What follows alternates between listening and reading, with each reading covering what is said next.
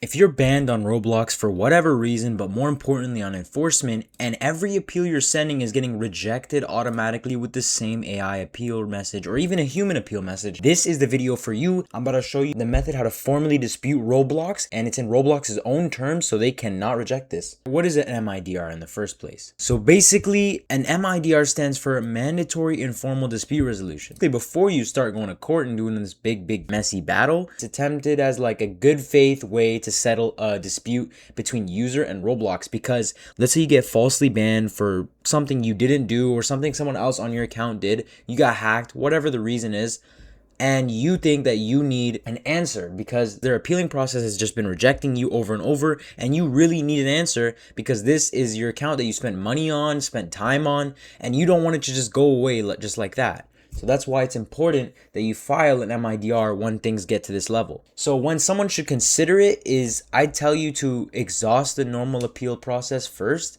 The MIDR is not the first thing you should be doing. That's something you should be doing when you've gotten like 30 rejections or like a bunch of rejections and you're noticing that they're just not taking your appeal seriously. And just to clarify some misunderstandings, an MIDR is not a secret moderation tactic or appeal, and it is not 100,000% guaranteed to restore your account. Just because you file it doesn't mean you're guaranteed, but what it is guaranteeing is a proper review of your account and your situation. An MIDR is not threatening to sue Roblox. It's again in good faith, so there's no problem on either end. Now, you guys might be asking, well, what is this? How do I send this? Well, first things first, you have to send a written notice to Roblox Corporation Department 3150 S Delaware, San Mateo, California 94403. Certified US mail or Federal Express, FedEx, whatever.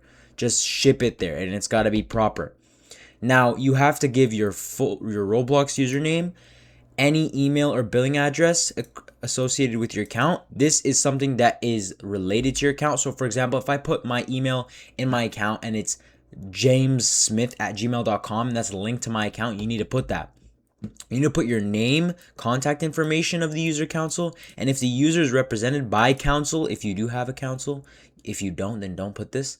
And a brief description of your problem, the ticket case or number provided. If you do have a support ticket, then you're going to have to include that. If you don't, then don't. A brief description of Roblox's dispute and the resolution requested. Now, let me make this clear. This is not for like a 6-month ban or a year ban. This is only for permanent bans that have been rejected at least twice. So do not make this if you have like a 14-day ban. Just wait it out, man. 14 days is not that long. If you can't go 14 days without playing Roblox, then you got a whole other issue. Now, this is kind of just like a general template of what your MIDR should look like.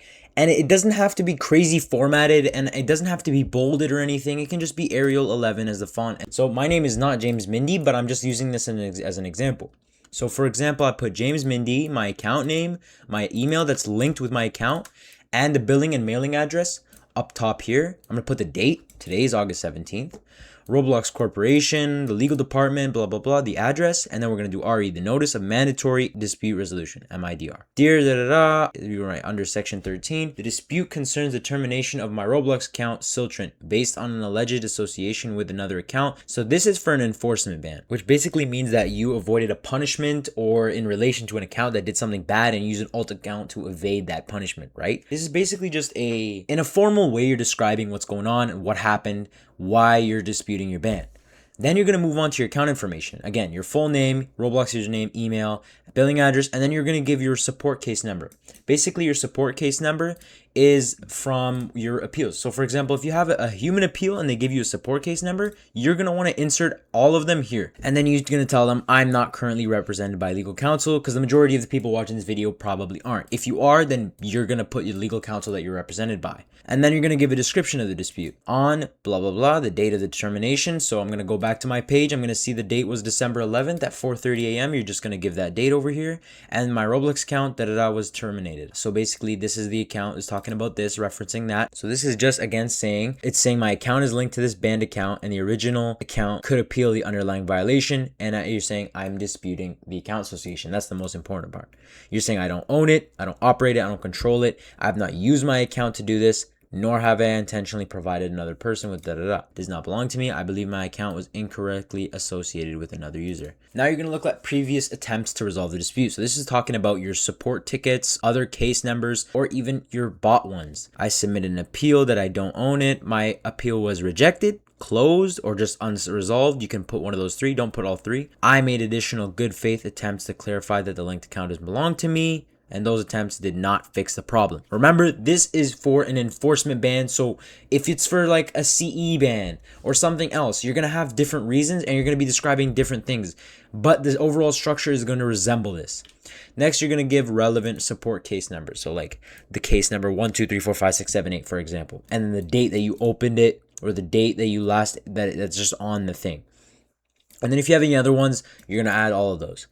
Copies of the relevant moderation notice, and etc. And then this is where you give what you're going to ask them. You're kind of an intro to the requested resolution below. So you're going to say, I request that Roblox review the information used to associate my account. If the association is from a shared network, device history, etc., then I ask that Roblox consider whether this information is accurate in relating the two accounts, and I'm willing to provide reasonable additional information. And then in the requested resolution, you're going to say, 1, I respectfully request that they conduct a good faith review of your Roblox account, determine whether there's sufficient evidence of you owning it, remove it if it's not meant to be there, restore the access to the account, Robux, everything on it, and correct any internal account association so that doesn't happen again. Now is the evidence. This is probably the most important because it's going to give everything you're talking about backbone.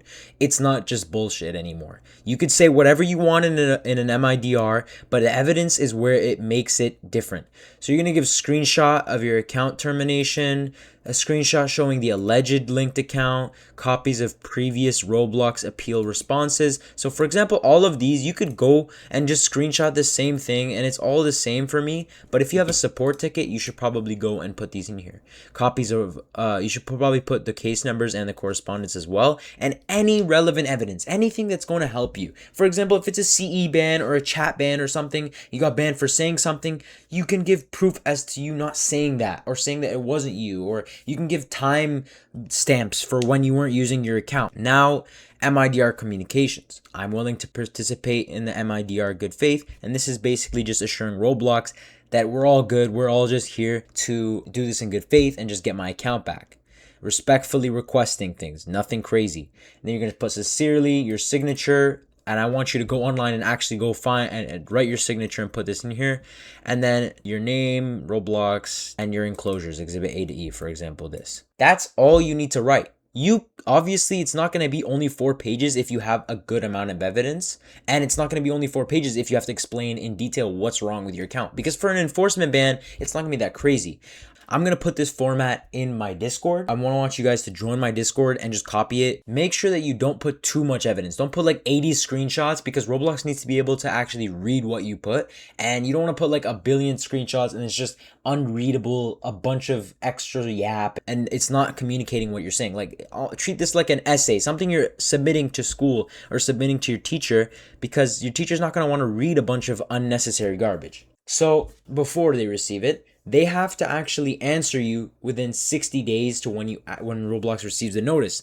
So for example, if you sent your MIDR, it's not 60 days from when you sent it, it's 60 days from they receive it. So for example, if I send mine today on August 17th and they get it on August 30th, it's 60 days from August 30th, so it'll be 2 months from that date. It'll be October 30th of 2026, and that will be when they answer me. They have to answer me. Sometimes it might even take longer than that, and you got to understand that this is a physical letter, by the way. This is not, I'm not going to be sending just this. Like, it's not an email. You're sending this physically as a letter, which means it's going to cost money. You need to mail a letter. So what you're going to do first is print it. You're going to put everything in a normal envelope, and then you're going to address it to this same address right here. And then on the bottom, put USA. Put your own full return address in the left corner. So this is your returning address. So the same as this, you see how this address is full and it has USA after that? You're going to do that same format for yourself. You're going to take it to Canada Post or FedEx or UPS or whoever else. And I would not use an ordinary stamp with no tracking. There are US registered tracked mailing through Express Post USA, which means that you can get a mailing receipt, some tracking, and delivery confirmation. So at the counter, you can just say, I need to send this legal document to the United States with tracking and proof of delivery, and they'll do that for you. So make sure after you send it, make sure you keep evidence that you mailed it, a PDF, a copy of the exact MIDR that you sent, because if they don't answer it, you need to make sure you tell them, hey, I sent an MIDR and you guys aren't answering. A copy of your attachments, so all of the things that you put in here that's not text and image, but also save your text. And you need to keep track of your tracking number itself and the delivery confirmation and signature. So when they confirm it, make sure you keep that stuff with you. So the front of your envelope is going to look something like this. Basically, you're going to put it like this. You're going to have your street name, street address, city, province, state, whatever the hell it is, Canada, wherever you live, like that. And then you're going to put it like this. This is what your envelope is going to look like technically. All right. So other than that, guys, I hope you guys found this information useful for you guys. And I wish you guys luck in your disputes. I hope they all get resolved in time. Make sure you guys like and subscribe as it goes a long way in supporting me. I'll see you in the next one. Take care.